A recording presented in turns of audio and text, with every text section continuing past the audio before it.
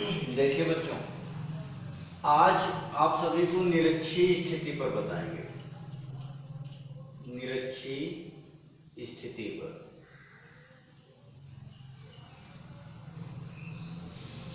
जैसा कि आप सभी को पता है कि हम इसके पहले वाली वीडियो में अच्छी स्थिति पर वैद्युत क्षेत्र की तीव्रता के सूत्र का डेरिवेशन किए थे। आज हम लोग निरक्षीय स्थिति पर करेंगे। तो निरक्षीय स्थिति क्या होता है, इसी के बारे में जानना है।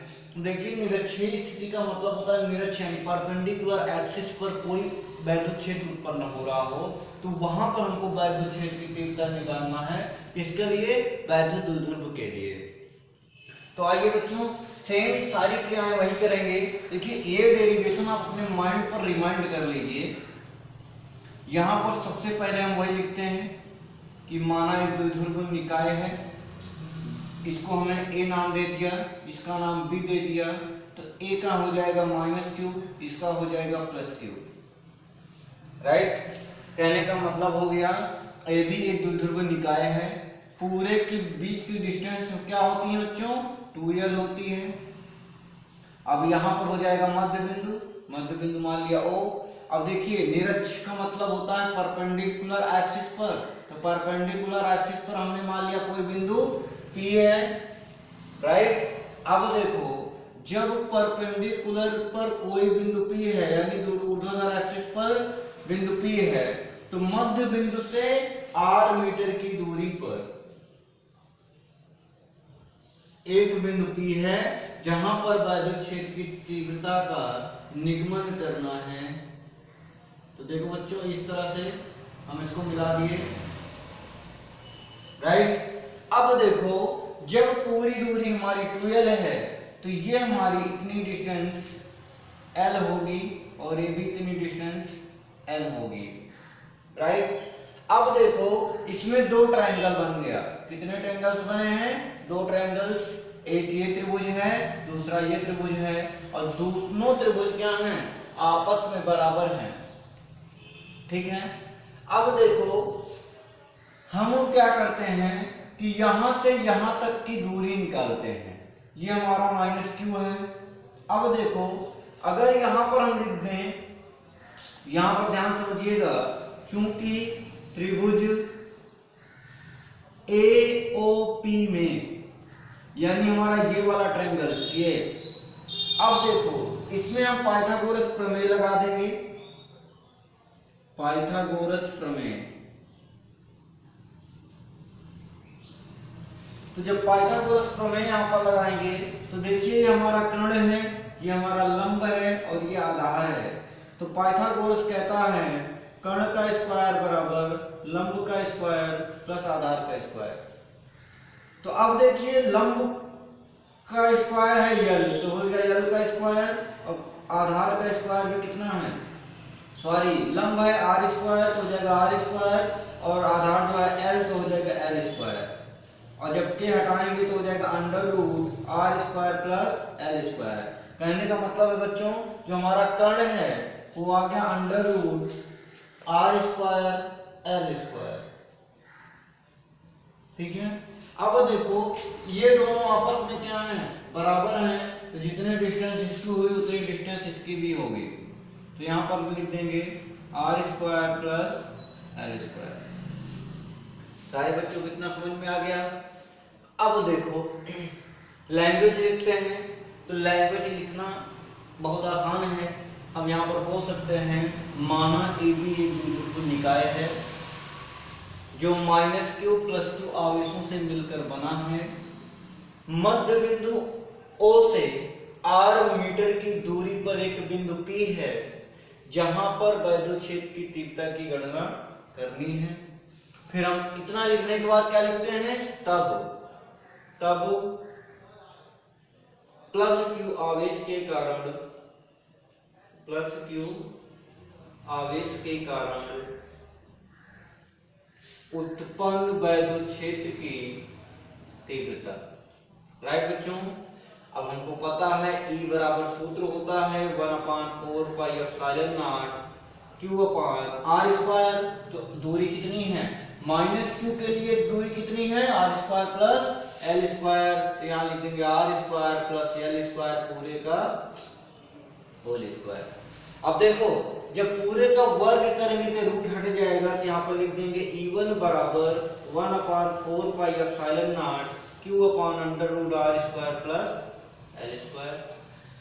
ठीक है बच्चों, फिर हम लिखेंगे इसी प्रकार से या इसी प्रकार किसके कारण, माइनस क्यू आवेश के कारण। तो जब बच्चों माइनस क्यू आवेश के लिए निकालेंगे तो यहाँ भी इतना ही आएगा। क्यों इतना ही आएगा, क्योंकि दोनों के डिस्टेंस कितनी है, बराबर है। माइनस क्यू के लिए भी दूरी उतनी है, प्लस क्यू के लिए भी दूरी उतनी ही है।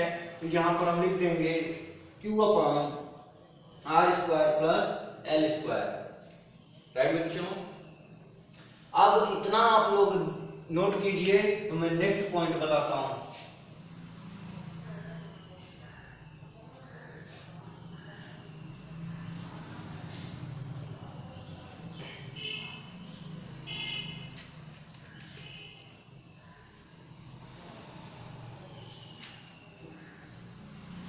देखिए बच्चों, बात अब यहां पर आके रुकती है। जैसा कि सारे बच्चे जानते हैं और हम भी जानते हैं, क्योंकि बच्चे हमारे ही हो। तो यहां पर वैद्युत क्षेत्र की तीव्रता है 2 है, हमको एक वैद्युत क्षेत्र यानी P बिंदु पर परिणामी वैद्युत क्षेत्र की तीव्रता फाइंड आउट करनी है।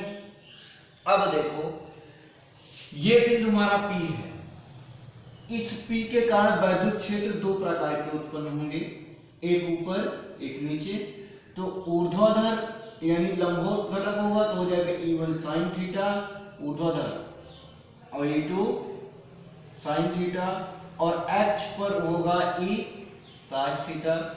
जैसे कि सभी बच्चों को पता होगा, छोटी क्लास में बताया जाता है, जब मैथ पढ़ाया जाता है कि बच्चों ऊर्ध्वाधर घटक परपेंडिकुलर कंपोनेंट्स जो होता है वो साइन होते हैं, और जो एक्सिस होते हैं यानी क्षैतिज हॉरिजॉन्टल कंपोनेंट्स वो हमारा कास होता है। तो ये हमारा ऊर्ध्वाधर घटक क्या हो गया sin थीटा, और ये हो गया cos थीटा। तो देखो अब क्या है कि जो E1 sin थीटा और E2 sin थीटा है एक दूसरे के विपरीत डायरेक्शन में है ना। तो हम कह सकते हैं E1 sin theta E2 sin theta एक दूसरे के विपरीत दिशा में होने के कारण इसको क्या कर देंगे, निरस्त कर देंगे। इसके बाद वही पॉइंट लिखेंगे, अतः E1 और E2 एक दूसरे के विपरीत दिशा में है, अतः इसे निरस्त कर देंगे। तब अब देखिए यहां पर इसको हम मिटा दे रहे हैं, ये पूरी चीजें हमने मिटाया, इसको मिटा रहे हैं बच्चों।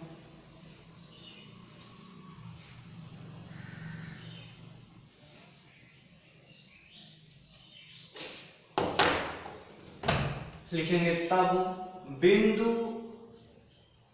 P पर परिणामी वैद्युत क्षेत्र की तीव्रता।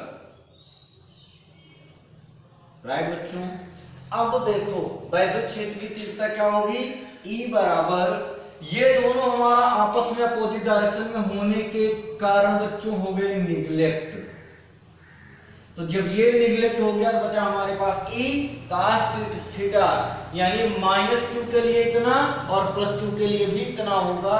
तो हम कह सकते हैं E1 cos theta plus E2 cos theta.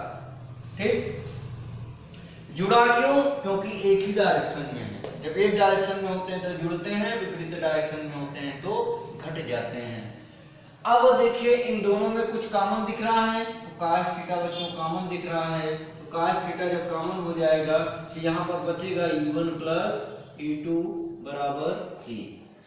ठीक है, अब हम E1 और E2 का मान रख दें, E1 और E2 का मान रखने पर, तो जब E1 और E2 का मान रख दोगे तो यहाँ पर E1 का मान आ जाएगा 1/4 pi epsilon naught Q upon r square plus l square. यहाँ भी वही सिस्टम है, E2 का मान भी उतने आया है, r square plus l square, side में cos थीटा। देखिए बच्चों ये दोनों में उभयनिष्ठ हैं, हम दोनों को उठा लेंगे तो जाएगा 1/4 epsilon naught q upon r square plus l square, एक प्लस एक, दोनों के स्थान पे क्या बचेगा, एक, तो हो जाएगा हमारा cos थीटा, राइट। अब देखो एक एक हमारा हो जाएगा 2, तो यहाँ पर लिख देंगे 1/4 pi epsilon naught 2q r square plus l square, यहाँ पे बचा cos थीटा, इतना आ गया। बात समझ में आई। इसी टॉपिक को समझना है कि जब कंपोनेंट्स ऊर्ध्वाधर होंगे यानी एक दूसरे के विपरीत डायरेक्शन में होंगे तो आपस में उसको निगलेक्ट कर देंगे यानी निरस्त कर देंगे। तो यहाँ पर देखेंगे जब ये निरस्त हो गया तो ये हमारा बिंदु हुआ P। अब बेटा जब बिंदु P हो गया तो इसमें E cos थीटा बचा, और cos थीटा के लिए जब परिणामी वैद्युत क्षेत्र लेंगे तो एक डायरेक्शन में होने के कारण जुड़ जाएंगे। फिर यहां से हमने cos थीटा कॉमन किया, इन सारी चीजों की वैल्यू रखी, उसके बाद हल किया हूं। अभी थोड़ी देर और ध्यान रखिएगा, वेरिफिकेशन किया जाएगा, देखिएगा इसको।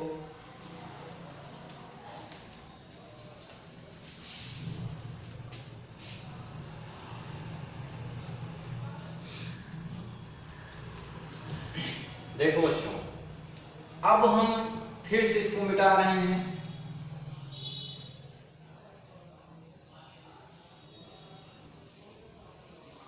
ये जो लिखा है इसको हम यहां पे लिखते हैं, E बराबर 1/4 pi epsilon naught 2q upon r square l square cos theta, ठीक है, यहां पे भी मिटा दिया। अब फिर से जो यहाँ जो चित्र बना था इसको बनाना पड़ेगा बच्चों, क्योंकि इस चित्र के बिना काम नहीं होगा। तो जाएगा L, ये भी हमारा L, यहाँ पे मैंने बिंदु P बना दिया, बिंदु ये हमारा P था, इसको सॉरी मिला दिया इस तरह से। अब ये हमारी डिस्टेंस आई थी आर स्क्वायर एल स्क्वायर, ये भी हमारा था r square plus l square, ये हमारा पूरा R था, राइट नाउ एनी प्रॉब्लम। अब देखो हमको cos थीटा का वैल्यू निकालनी है। सभी विद्यार्थी हैं जो हमारे बहुत एक्सीलेंट हैं, इनको पता है कि cos थीटा बराबर होता है आधार बटे कर्ण, आधार बटे कर्ण। तो यहाँ पर देखिए बच्चों, जो हमारा आधार है वो L है और कर्ण कितना है, r square plus l square under root में।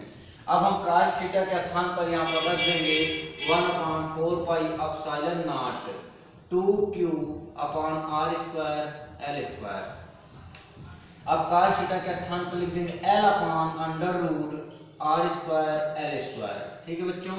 अब ये हो जाएगा 1/4 pi epsilon naught 2ql upon r square l square into, इसको हम लिख सकते हैं r square plus l square पूरे का 1/2। ऐसा क्यों करते हैं, क्योंकि जब रूट होता है, जेका हम हिंदी में शुद्ध बोलते हैं करनी, उसको हटाते हैं तो 1/2 लिखते हैं।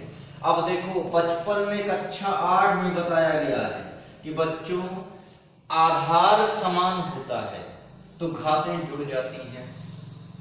तो अब भिन्न का पता होता है, वहां पढ़ाया जाता है कि भिन्न का जोड़ कैसे होता है। तो हर में 2 है, एलसीएम लेंगे तो आएगा 2, तो जगह 2 करना 2/2 1 3, तो ये जाएगा 3/2।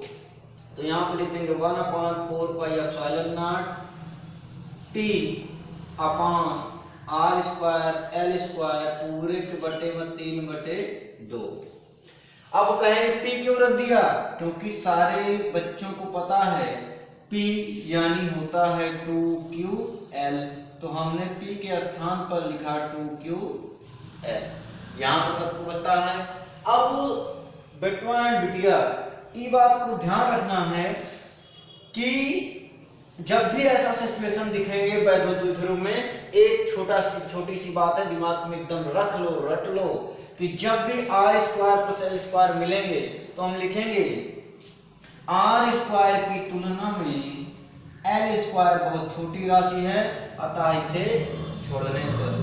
तो जब बच्चों एल स्क्वायर हमारा छूट जाएगा तो बचेगा P अपॉन आर स्क्वायर पूरे के 3/2। अब देखो बच्चों, 2 से 2 कैंसिल, बचा हमारे पास 1/4 पाई एप्सिलॉन नॉट P/r³ बराबर E। ये हमारा निरक्षीय स्थिति पर आ गया बच्चों, निरक्षीय स्थिति पर वैद्युत क्षेत्र की तीव्रता। And your problem will be solve. इस प्रकार से आप लोग इसको नोट कर लीजिए, जो डाउट्स होंगे बताइएगा।